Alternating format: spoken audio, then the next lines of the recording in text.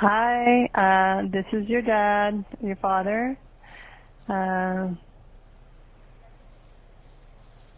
just wanted to let you know that your mother is doing good. So that's good news. And the therapy for her oral therapy, it's a little bit, with the swallowing and everything is working. So that is good. And I think that's you calling me back. I'll talk to you later. Bye-bye. This message was left through Sorensen VR interpreter number 16931. The following episode is rated D for dumb and C for cowbell. More cowbell coming up. 9 o'clock, I'm bored to death. Smoke so much I can smell my own breath. My baby left me, my best friend's not at home. Can't get that woman off my mind. I've never been the brooding kind, but there's still one thing let's become alive. Yeah, I'm gone for a drive. The following podcast is rated D for dumb.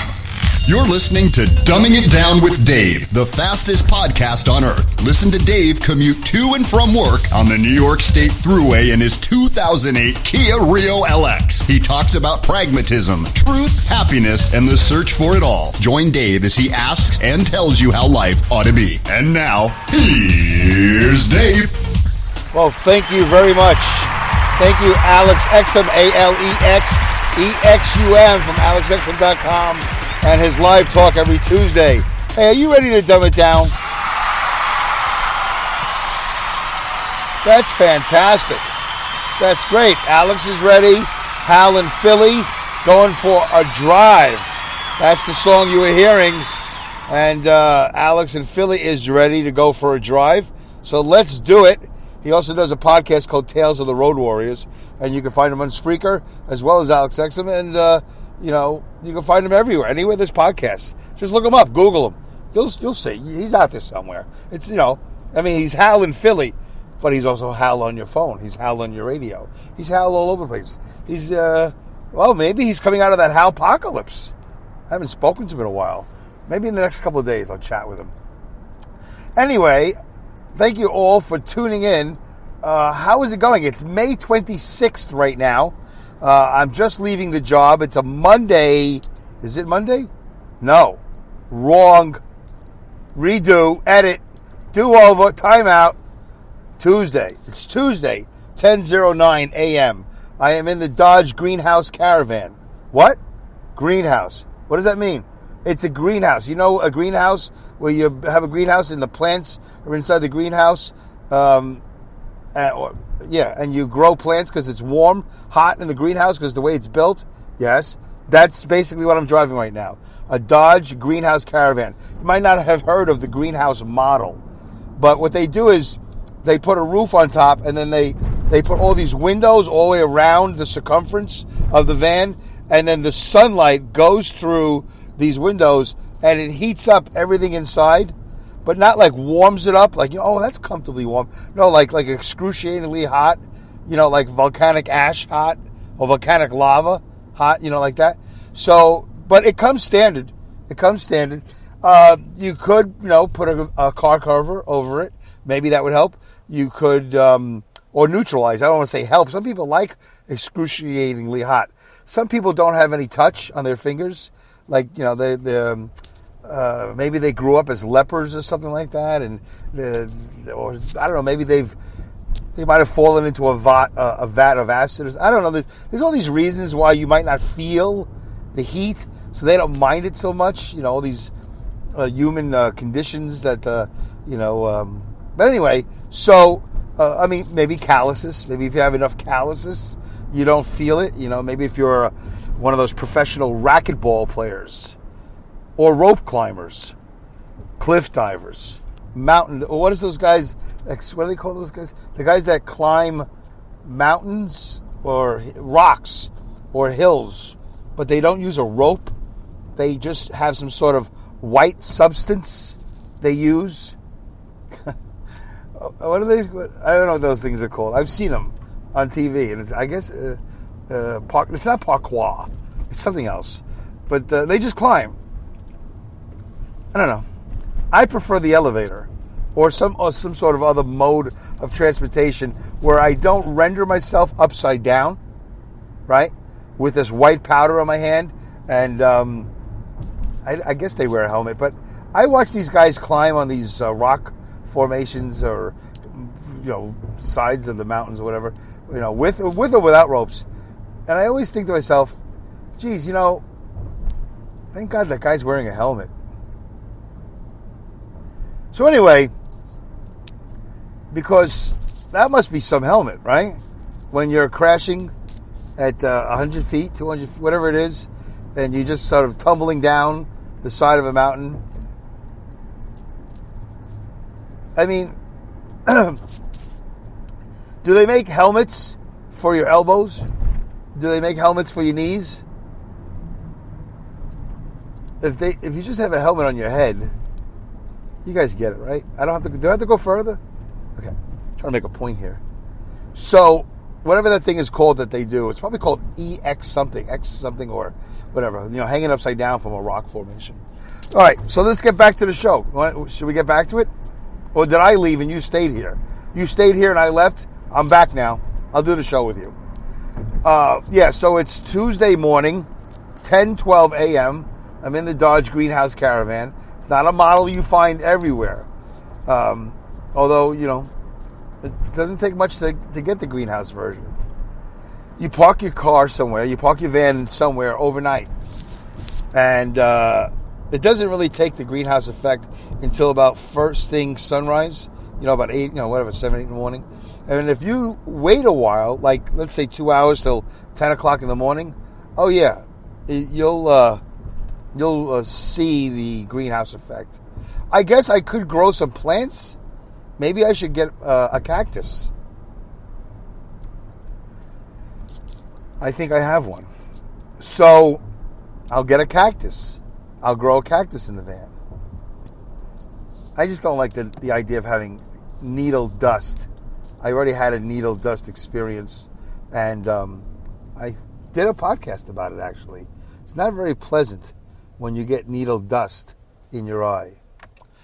Okay, back to the show. Again, we keep on leaving, and then we come back. I'm headed home. It's Tuesday morning. I'm doing a show. This is the earliest I've done a show, earliest in the day of the week in a long time. I've been doing a lot of later in the week shows. So I said that I would get back to some sort of normality, and this is it. It's Tuesday, and I'm going home. Why am I going home? Why don't I just stick around? Well, here's what happened. I'm going to tell you the story. I think it's a decent story. I like telling these stories. I think you like hearing these stories, and this is what makes for partially successful, mostly unsuccessful, but somewhat in my head successful, on its way to being more successful, but you really couldn't be less successful. Well, you could be less successful than this. So, yeah, it's all part of the plan.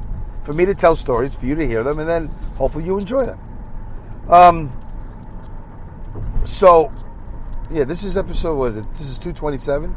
I just want to quickly tell you that I appreciate you tuning in and listening to episode 225, I think it was. And it was probably the longest title I've ever had. Looking back, not the greatest idea for a title. Good idea for a show. But I probably should have put the word Biden, B-I-D-E-N, not the word, the name Biden in the title. Probably would have been a good idea. I don't know if I'm going to play with it now. But the title of the show was, if you have a problem figuring out whether to vote for me or Trump, then you're not black. So I think it's good that I have the word Trump in the title, although it's at the end of the sentence. And then it's always great to put the color black. People are very, very in touch with the color black. It's very intriguing in a podcast. why would the word black, the color black, be in a title? So people like that. Anyway, so that was an interesting show. I got some comments on it. I'm not going to read them right now, but I hope you enjoyed it. And now we're going to do episode 226. I think that was 225. So anyway, let's do it. So here's what happened this week. This is why I'm going home. So Sunday PM, I am hanging out with my kid, who's no longer a kid. He's a young adult. And we are watching NASCAR. That's what we do together. We watch NASCAR. I wouldn't probably watch it without him.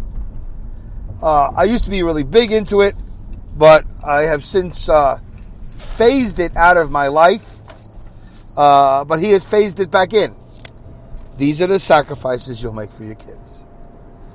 Because it's really the only thing that we'll both sit down together. We don't do any other sports at all. I do, but not so much with the TV. I try not to do anything on the TV because I don't have that time. I'm trying to build a moderately unsuccessful podcast and YouTube channel. And I'm accomplishing that every day. If you could only understand how difficult it is to maintain moderately or even mostly unsuccessful. So we're watching, and apparently on this Sunday evening, and by the way, 99 times out of 100, I'll never experience this at all. I got a text. Apparently, I got a text. T-E-X-T. That would be a digital message that's typed. It's not spoken. Although I guess you could leave an audio text, right? But that would just basically be a voicemail of some sort. But anyway, you know what I'm saying. So I got a message asking me, this is from my employer, from a dispatcher who's at the dispatch desk, one of several, 2 or 3 dispatch desks that we have, and sent me a message. Hey, would you like to have tomorrow night off? Which would have been Monday night. They make the schedule 24 hours in advance. Well, I was not looking at my phone. The ringer was off. There was no way for me to hear. And I was so engulfed in the NASCAR race and also hanging with my son that I did not realize that the message had come through. Did not realize it. Was unaware. So therefore, I did not respond to it. How could I? I was in my lazy boy chair. At that time, it was actually a lazy man chair, right? And I was watching the race with my son. It got a little rain delayed, and then it came back. So I did not respond to it. And that was about 7-something p.m. Let's say 7:16 p.m. So bada boom, bada bang, yada yada yada, ipsy bipsy, whatever. For whatever reason, 3 hours later, I'm stretching, I'm walking around. Maybe it was a caution flag. Oh, look at that message. Who could that be from? I very rarely get messages on a Sunday. Let's see. Let's open it up. Let's hit the button. It's kind of like getting us like a gift, like a surprise, like Telegram. Back in the day, somebody would knock on your door. Telegram. But now it just comes through digitally. It's fantastic. And I opened up the message. I hit the buttons, the proper button. And boom, oh, look, message. All in English, all nicely typed and all that stuff. And it said, hey. Little something that, hey. Not just nothing, just, hey. Like, wow, ooh, hey. And it said, hey, would you like to have tomorrow night off? And I was like, what? Really? In my head, I'm saying this. I didn't say it out loud. I might have said it out loud. I was so excited by the prospects of possibly having an extra day off, Memorial Day. Let's make mention of that. Oh, and before I forget, we're going to get back to the story. Oh, see, I almost did forget. I'm going to get back to that story. We're going to leave it. We're going to go back to the part where I go, hey, or the email, the text says, hey. I was very neglectful this past podcast to mention to all the military personnel to essential and non-essential frontliners, first responders and nurses and everybody, moms and dads, everybody. First responders, by the way, second responder also stressful. You ever been a second responder? Even, or let's say you're the last responder. At that point, everybody's looking at you like, hey, we all got here. What's your problem? So it's very difficult to be the last responder as well as the first responder. I just want to put that out there. This show acknowledges responders of all types. I do not have a responder bias. It's not like, well, wait a minute. The corpse has been here for 20 minutes. There's blood everywhere. You're the last responder. Grab a broom and sweep up. That's what you get. Because I wouldn't do that. I would never say things like that. I'd be like, oh, hi, Jim. Glad you could make it. You okay? Anything you want to contribute to this? I mean, you've been here. And I would really hold my tongue. It's okay to be the last responder. It's okay to be a slow responder. The fact that you responded at all. Okay. So, I just want to thank all of them, everybody who does everything and anything that responds to something of a crisis nature. How about that? That's a pretty politically correct statement. Anybody who responds to anything that is of a crisis nature, above and beyond, above a calm, serene atmosphere, people who walk to the event, not away from the event. People who put aside their fears and concerns. And definitely, especially, maybe not so much especially, but let's just say it and see how it sounds. Especially to those who don't get paid for it. The volunteers of America. The volunteer medical staff, volunteer doctors, nurses, and all that. Volunteer fire department, right? All that stuff. It's interesting. You can have a volunteer fire department, but I don't know if there's a volunteer police department. That doesn't exist, does it? Okay. Anyway, it just occurred to me. Just was curious if that exists. It's interesting that we can have a volunteer fire department, but not so much a volunteer police department. In other words, if there's something going on, they don't sound the alarm and 5 people don't get in the car and all of a sudden deputize themselves. But put out a fire, that we could do. Just interesting. No criticism. Never thought about it till just now. Just came into my head, formulated a thought, a question, put it out there. You're hearing it. Boom. Podcast. Moderately unsuccessful. So, I just want to thank them. I didn't do it in the last episode. All the military people, anybody who's put themselves out there, bodyguards, goons, the goons that play hockey, you're in forces, right? All that stuff.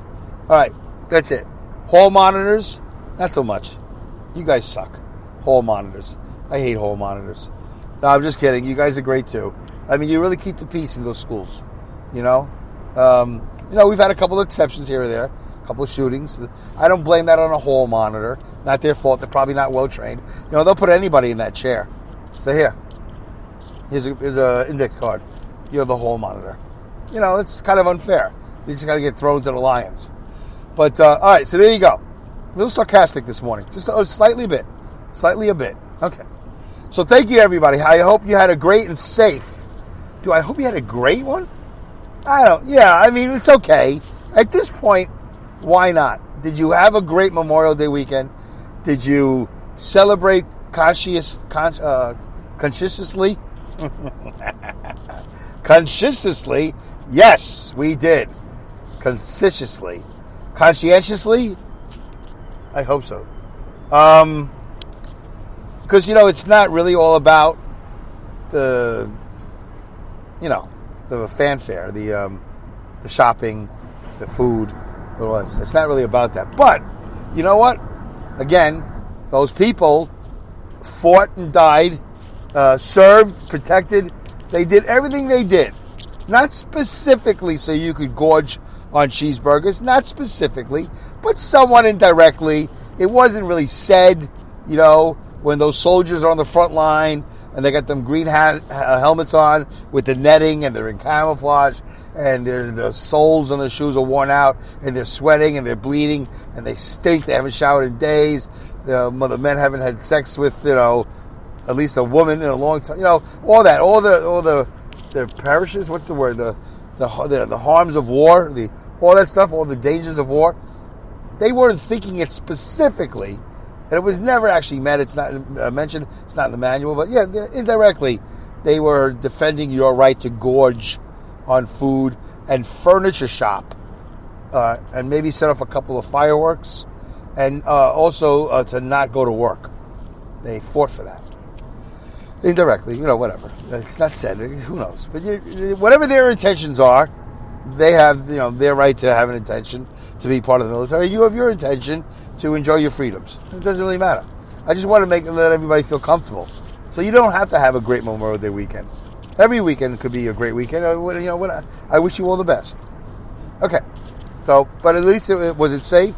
Everybody get home okay?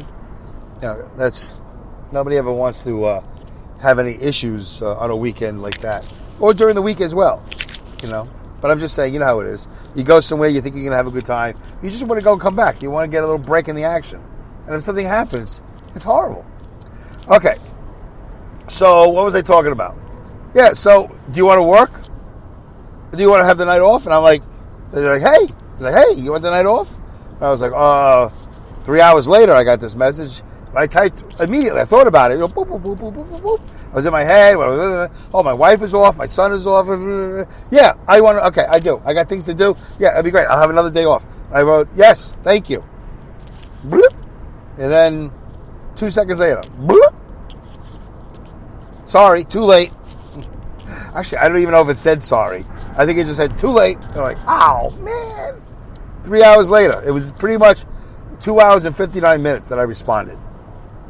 Not enough time. Turns out there's a protocol of some sort. Not a real strict and well thought out protocol. Maybe it was. I wasn't in on the conversation. I never am. I don't have that job. I don't. I'm not called upon to help facilitate or adjudicate or create or anything like that. It's like we did it and here are the rules. So I guess a half an hour was something that was discussed. So the dispatcher on duty, makes 5 or 6 phone calls to the top senior guys and works their way down. But no, there was no phone call. It was all texts. Everything was text, which was my point of contention.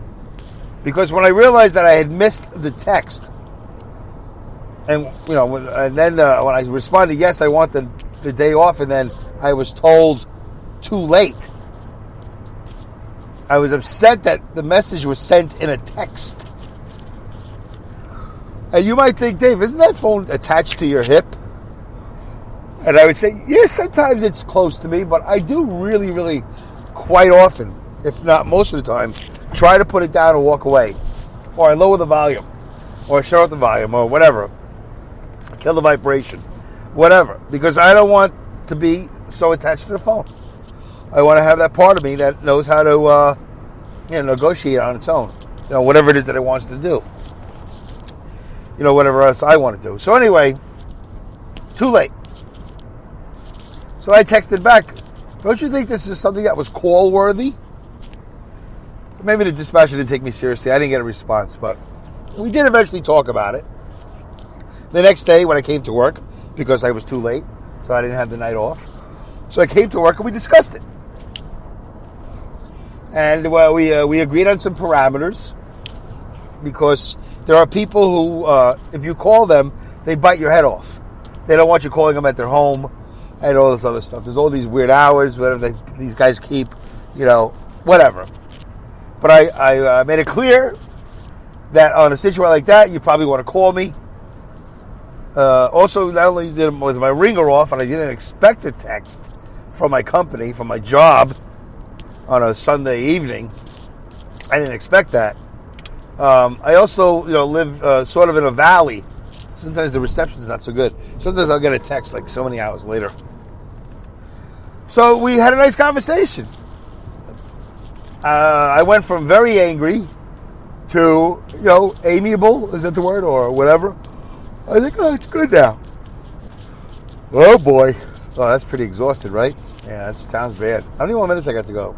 All right, 5 more minutes. I had to take a little break there, folks. You didn't notice it because I just hit the pause button. I was, yawning there. I had to take a little stretcheroo and have some vitamin C, drink a little water, empty out the old urine tanks a little bit, take care of all that and kind of like refresh myself.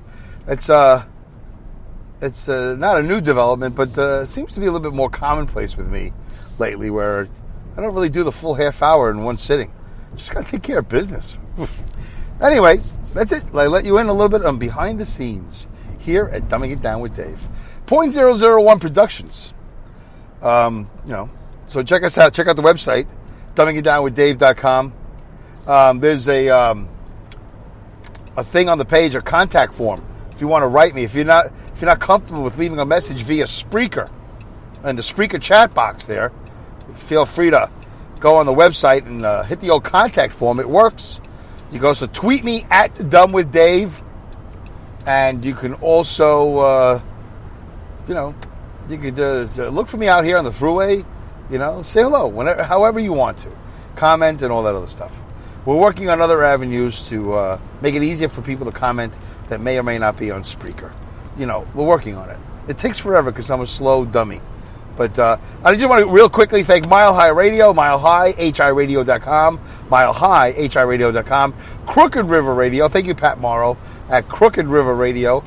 They air my show, an hour of my show every week, Monday nights at 8 p.m. Mile High does it Monday mornings at 11 a.m.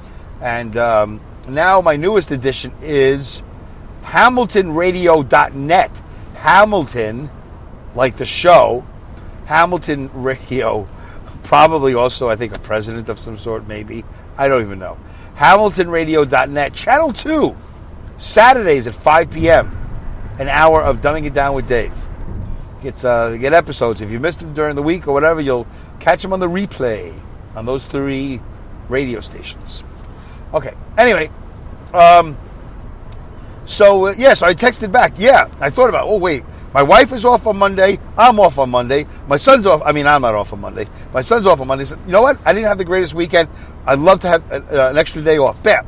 I type back. Yes, I'm interested. Well, mind you, that was a 3-hour delayed response.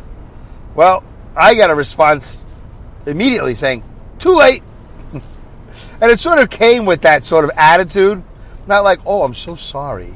If only you had addressed this question earlier, I would have been more than happy to satisfy your desire for an extra night off.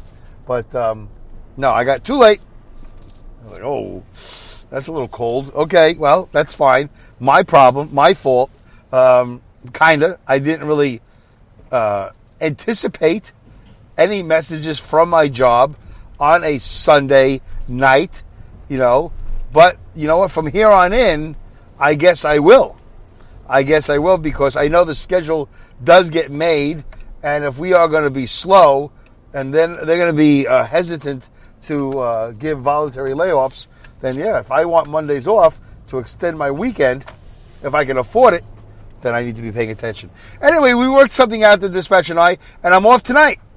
And I'm usually off on Wednesdays anyway, so now I have yet another weekend. I just worked yesterday, right? Last night, Monday night, and now I'm going to be off 2 days in a row. An extra day in a row I get. An extra day in a row. Yes, I said it. It sounded good. I just replayed it in my head. I said, oh yeah, extra day in a row. So now I'll be off Tuesday night, Wednesday night. I don't go back to work till Thursday night if they need me. They might not need me Thursday night. But I do need the money. Anyway, what do we got here? Okay, we got about a minute left.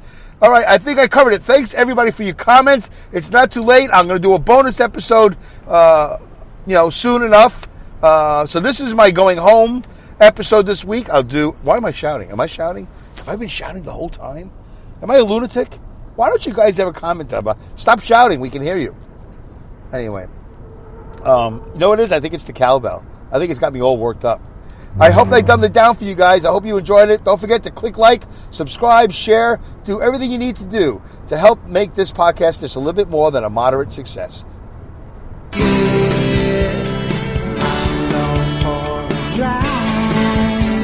Come on, Hal. Say it, Dave.